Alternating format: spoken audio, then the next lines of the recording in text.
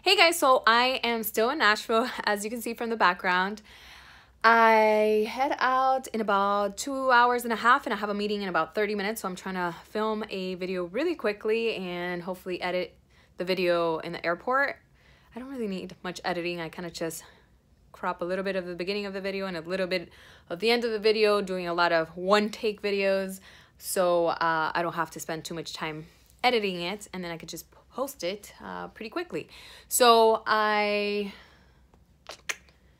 should be heading out to my meeting in about 15 minutes, and hopefully I can get this done before then. So I'm gonna answer two questions that were asked in my previous video, and the first question was from Jennifer, and the question is, did I know the person that Jamie cheated on me with? So I didn't know her personally, but it was actually his ex-girlfriend that he had prior to me. And again, we were married for 9 years. So it was his girlfriend maybe 15, 16 years ago. Maybe even a little bit longer. No, that's pretty accurate, I think. Yeah, something like that. So I knew of her because she had, I guess you could say, interrupted our marriage in the past. She still had his numbers, so she texted him for his birthday, and they kind of communicated.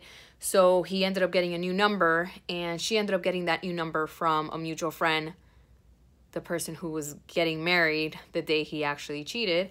They were really close friends, and she left to the restroom, and his ex-girlfriend took her phone and got his new number, and that's how she communicated with him this time around. So no, I didn't know her, but I had seen her. I had seen a picture of her, so I knew what she looked like, and I knew who she was. So that's kind of a quick answer to that question.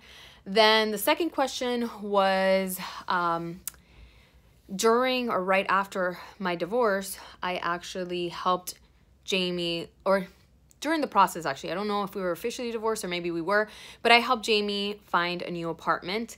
And somebody asked like how I dealt with that and how I really dealt with it emotionally and how I just managed all that. To be honest, I wouldn't say desperate to get him out of the house, but I was just, over the entire process, I just really wanted to make it official and have him out of the house. And I knew the quickest way to do that was to help him search for a place, look for a place. I even helped him clean the place when he actually got it.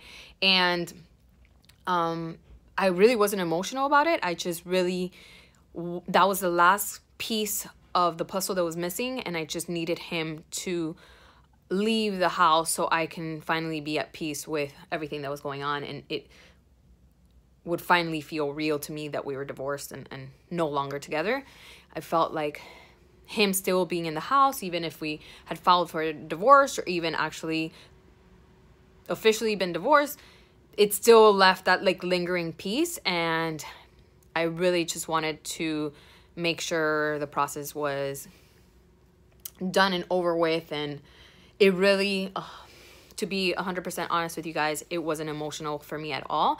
And in fact, I think I've said this in the past, but the first night that I was in my house by myself, I wasn't emotional. I wasn't anxious. I didn't have any issues sleeping or anything like that. People ask me all the time, like, was it difficult the first night or the first few weeks? And it wasn't difficult at all. From the first night that I was on my own, it was perfectly fine, and I was never lonely or anxious, or I just really honestly knew it was the right thing and the best thing for me and the girls, and I was 100% at peace with it.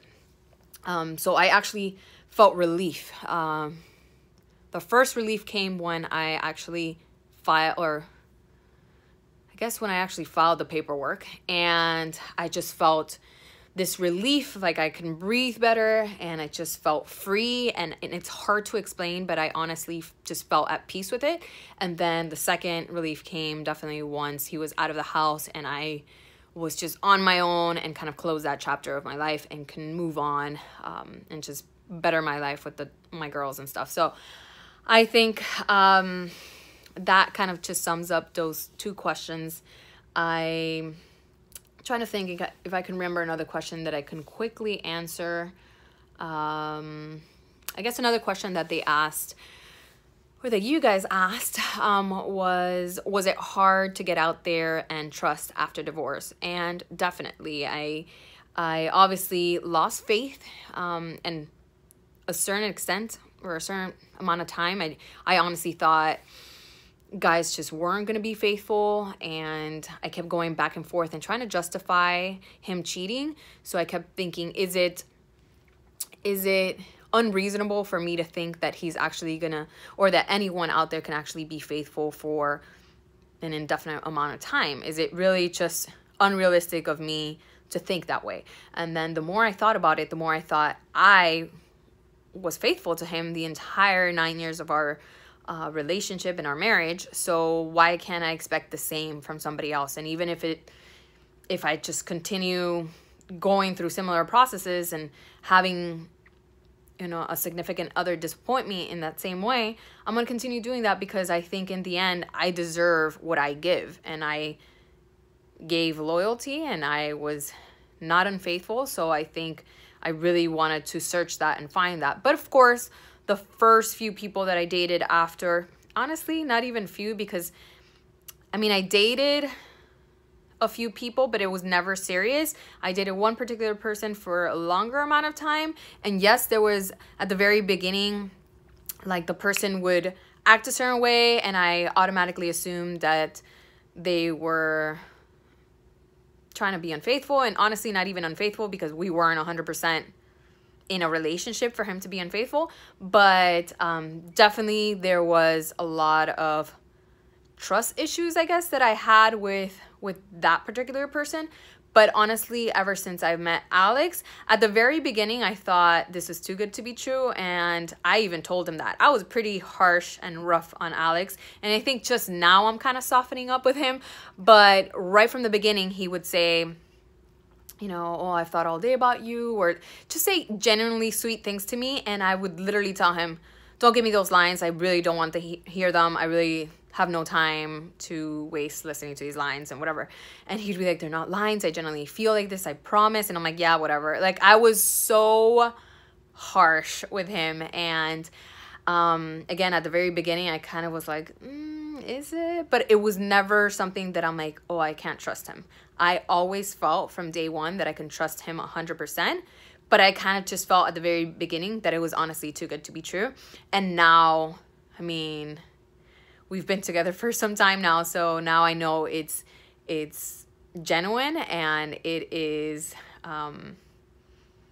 he's honestly an amazing person, and he would never do anything to jeopardize our relationship. I think he is one of the few men,